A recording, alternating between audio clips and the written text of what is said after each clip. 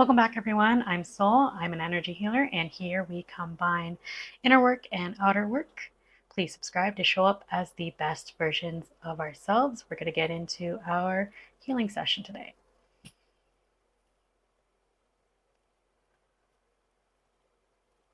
take a deep breath, slow everything down.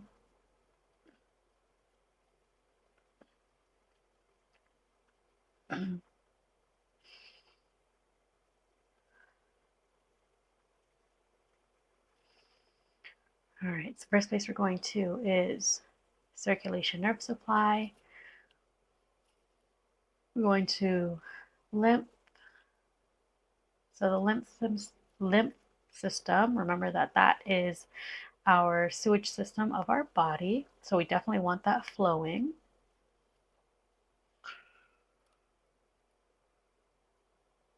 And it's linking to general environment, time, past, a particular time in the past, no, past as a concept, idea. Yep. Okay, so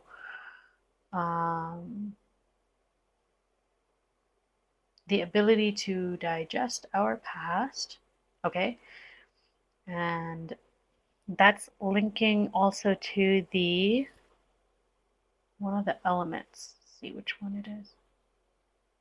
Wood, the wood element. And the wood element has multiple meanings across many different cultures, but the meanings that overlap tend to be growth, expansion, and flexibility.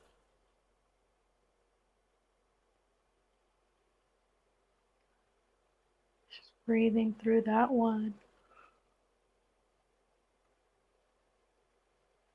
And it's only hitting me right now, but it's kind of an interesting connection of how the wood element came up.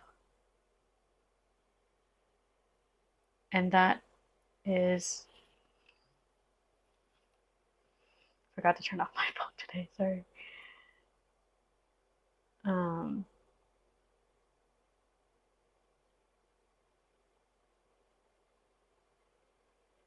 That's connecting to the bladder today. Yeah, that's an interesting connection because, like, the root chakra is always associated with wood and the bladder area.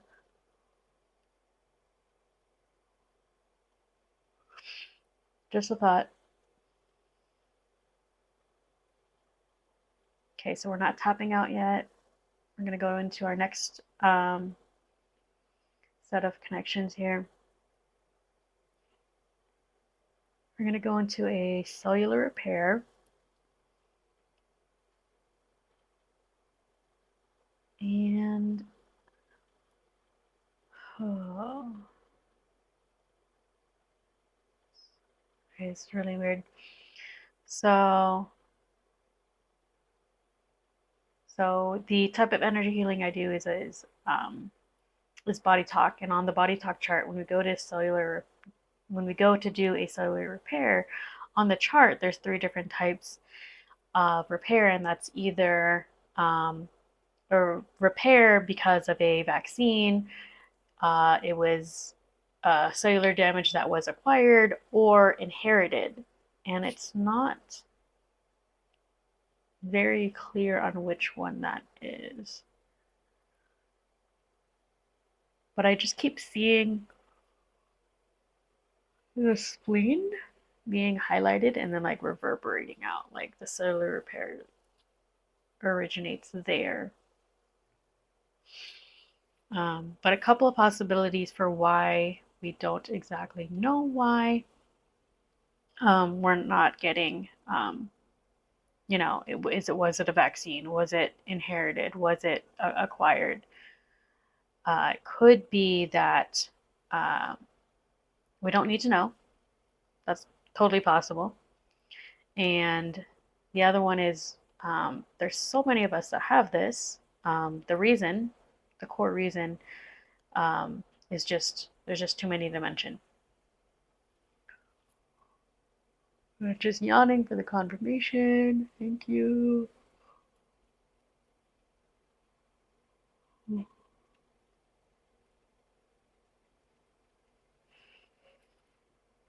And we are going to tap that out.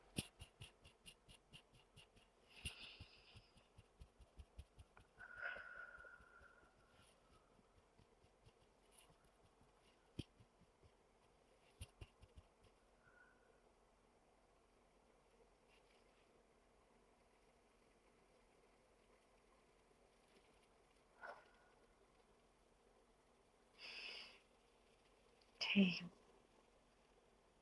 The next spot we're going to go to the endocrines or hormone glands. Let's see which one it is. Today we've got the thymus. And that is being defined by, or rather oriented by, people. Okay, is there a particular person? No. Is it the type of person? Is the type of person that is draining. Okay, anything else on this? Time. Okay, what about time? Time as past, present, future? No. Concept. People draining our time. Okay. All right, so we started with the thymus, oriented by people who drain our time. Let's not name them here. Um, that's linking to body chemistry. And so it's an intolerance.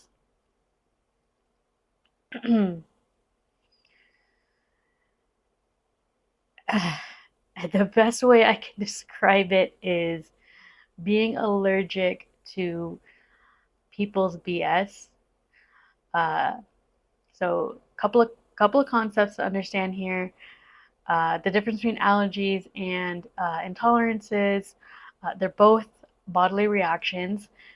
They're both adverse or overactive responses to something present in and around the body. In this case, um, people's BS, who are draining our time. The other concept to note is it's sometimes easier to understand, or it's easier to accept the idea that we could be allergic to a person, or allergic to um, you know, uh, to how a person may act. When we look at other uh, perspectives, when we look through the energetic lens, for example, um, you know, being able to enjoy a peanut butter and jelly sandwich one day, and then the very next week being allergic to peanuts. Why that happens, right? We don't always know. It doesn't make sense. Like it's just so wild that one day you can be fine with peanuts, and then the next day you cannot be fine with peanuts. Um, so but more and more are we coming to the understanding that any little thing in our past, present, or future can set something off in and around us to create that allergy. And that idea really has become popularized recently through the book, the Body Keeps the Score. So I hope that gains a little bit more understanding that, you know, it is possible to have an allergy all of a sudden. And here in our energy healing sessions, we can help find out where it's from and be able to rebalance and release it out.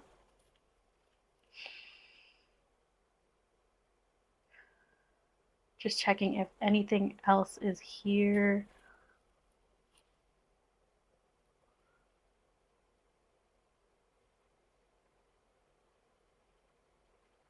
Nothing left on that one. And we don't have to tap out just yet.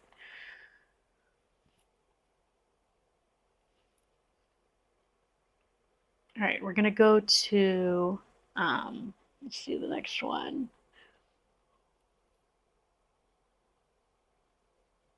We're gonna go back to the endocrines or back to the hormone glands. This time we're gonna go to the pituitary gland.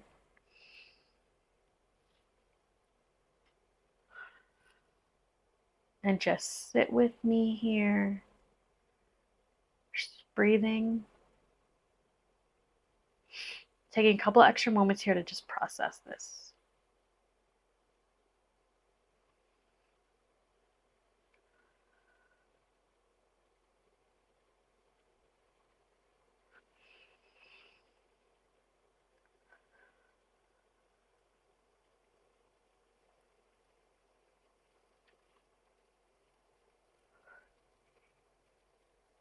All right, that's on its way out. I just wanted to share what it visually looks like. And in my mind's eye, what it looked like was like taps on the top of the head. So like taps. It was like 3 taps that just plopped and then radiated out, rippled like water. And that's linking up to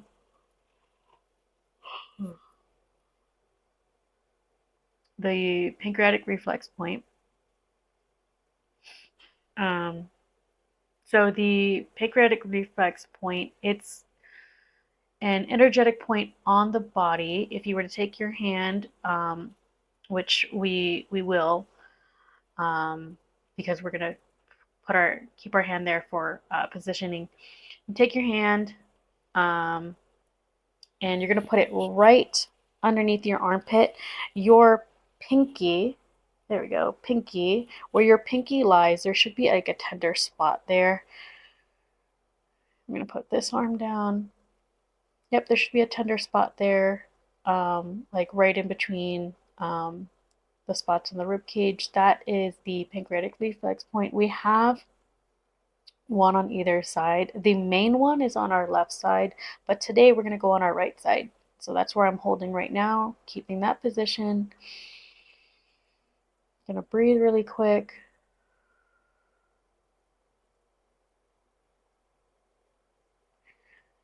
And we're gonna tap that out.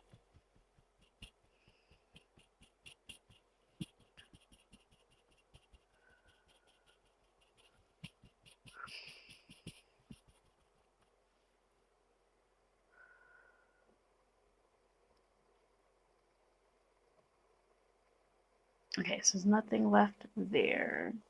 We're gonna go to another element. We're gonna go to the fire element. Meditation, yoga, breathing, fire breaths. Okay, so yoga, fire breaths. Okay, so I've probably said this, I don't know how many times on here. I'm not a yoga person. But there must be a lot of yoga listeners because this keeps happening where yoga pops up as other modalities. Anyways, we're going to be doing some fire breaths. Like most intense breathing exercises, it's not recommended for those with heart problems or breathing problems, for those who are pregnant. So please be aware of that. Just continue to breathe as normal if you have one of those conditions, and do use caution as we proceed. And so how I would describe fire breaths would be like how a dog breathes. Um, right? Like there's like panting. So for me, the easiest way to do this is seated versus laying down. So for form, you want to inhale into a big belly, and then short exhale out. And when you exhale out, you're exhaling back into your spine. And we want to look for form and control, not so much for speed, especially if you're new at this or doing this for the first time. So big belly breath, inhale.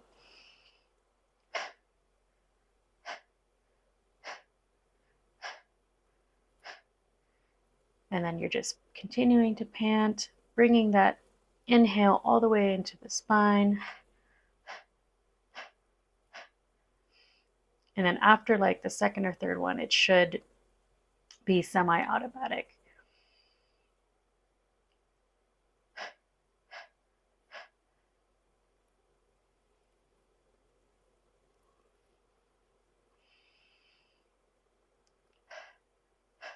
A couple of more here.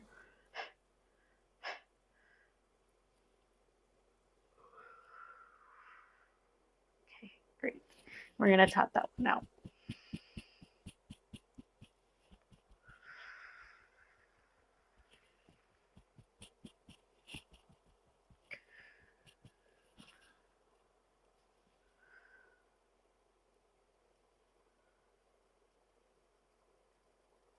Just looking for anything else here. Continue to breathe.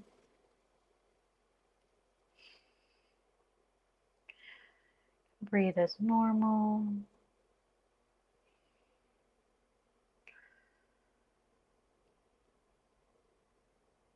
Okay, all right, so that is our session. If you enjoyed this session, please share with someone who you think would benefit over the next couple of days. If you do notice any changes in or around your body, in your environment, do let us know in the comments below. And I'll see you next week.